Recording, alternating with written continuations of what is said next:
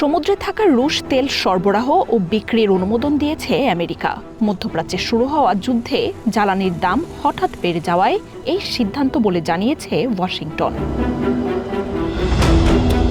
বৃহস্পতিবার ট্রেজারি বিভাগ বিজ্ঞপ্তিতে জানায় ১২ মার্চ থেকে আগামী ১১ এপ্রিল পর্যন্ত এই সিদ্ধান্ত কার্যকর থাকবে।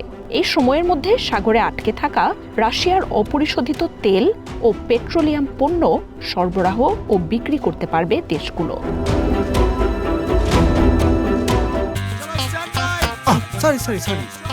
লাইফে কখন কি হয় গ্যারান্টি আছে, তাই ইন্স্যুরেন্স করুন সিটি ব্যাংকে, কারণ ইন্স্যুরেন্স করলে সিটিতে সুরক্ষা পাবেন নিশ্চিন্তে।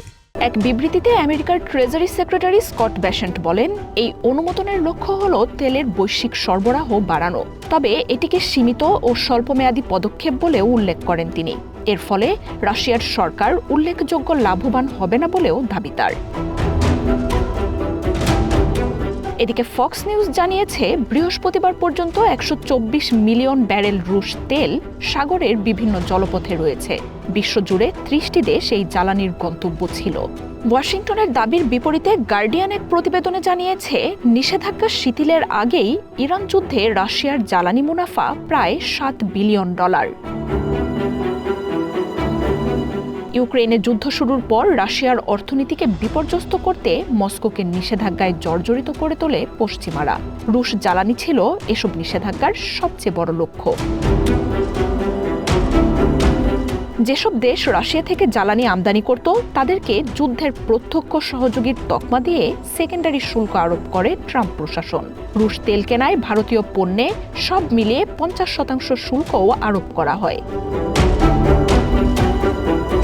ইরান যুদ্ধ শুরুর পর হরমুজ প্রণালী বন্ধের কারণে বিশ্ববাজারে জ্বালানি তেলের দাম ব্যারেল প্রতি $100 ছাড়িয়ে যায়।